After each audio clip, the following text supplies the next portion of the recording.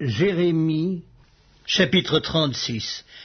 La 4e année de Joachim, fils de Josias, roi de Juda, cette parole fut adressée à Jérémie de la part de l'Éternel en ces mots.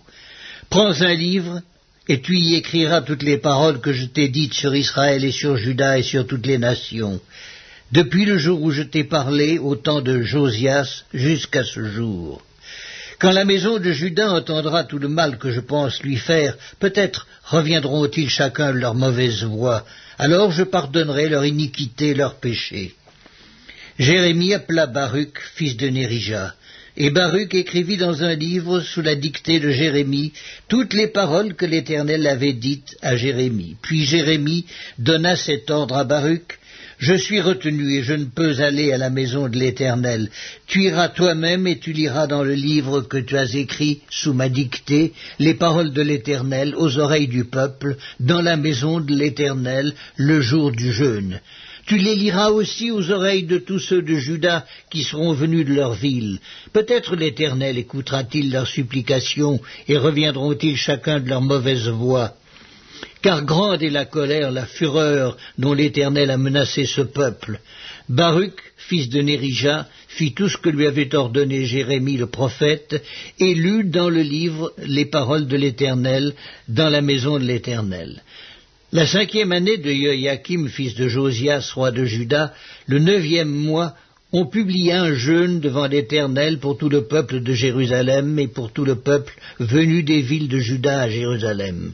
Et Baruch lut dans le livre les paroles de Jérémie aux oreilles de tout le peuple, dans la maison de l'Éternel, dans la chambre de Guémaria, fils de Shaphan, le secrétaire, dans le parvis supérieur, à l'entrée de la porte neuve de la maison de l'Éternel.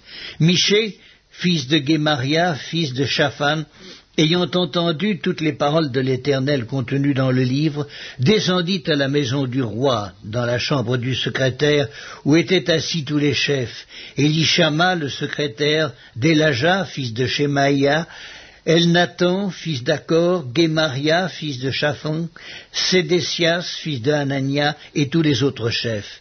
Et Michée leur rapporta toutes les paroles qu'il avait entendues lorsque Baruch lisait dans le livre aux oreilles du peuple. Alors tous les chefs envoyèrent vers Baruch Yehudi, fils de Netania, fils de Shélémia, fils de Cushi, pour lui dire: prends en main le livre dans lequel tu as lu aux oreilles du peuple, et viens. Baruch, fils de Nérija, prit en main le livre et se rendit auprès d'eux. Ils lui dirent: assieds-toi et lis-le à nos oreilles. Et Baruch lut à leurs oreilles.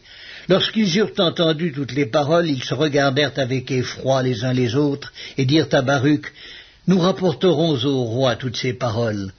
Ils firent encore à Baruch cette question: dis-nous comment tu as écrit toutes ces paroles sous sa dictée.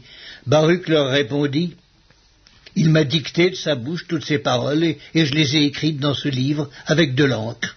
Les chefs dirent à Baruch: va, cache-toi, ainsi que Jérémie, et que personne ne sache où vous êtes. Ils allèrent ensuite vers le roi dans la cour, laissant le livre dans la chambre d'Élishama, le secrétaire, et ils en rapportèrent toutes les paroles aux oreilles du roi. Le roi envoya Yehudi pour prendre le livre. Yehudi le prit dans la chambre d'Élishama, le secrétaire, et il le lut aux oreilles du roi et aux oreilles de tous les chefs qui étaient auprès du roi. Le roi était assis dans la maison d'hiver, c'était au 9e mois, et un brasier était allumé devant lui. Lorsque Yehudi eut lu 3 ou 4 feuilles, le roi coupa le livre avec le canif du secrétaire et le jeta dans le feu du brasier, où il fut entièrement consumé.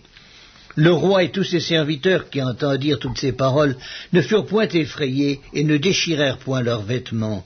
Elnathan, Délaja et Guémaria avaient fait des instances auprès du roi pour qu'il ne brûlât pas le livre, mais il ne les écouta pas.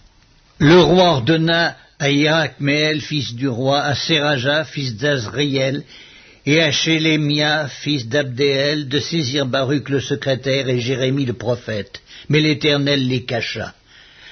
La parole de l'Éternel fut adressée à Jérémie en ces mots, après que le roi eut brûlé le livre contenant les paroles que Baruch avait écrites sous la dictée de Jérémie. Prends de nouveau un autre livre, et tu y écriras toutes les paroles qui étaient dans le premier livre qu'a brûlé Joachim, roi de Juda. Et sur Joachim, roi de Juda, tu diras, ainsi parle l'Éternel.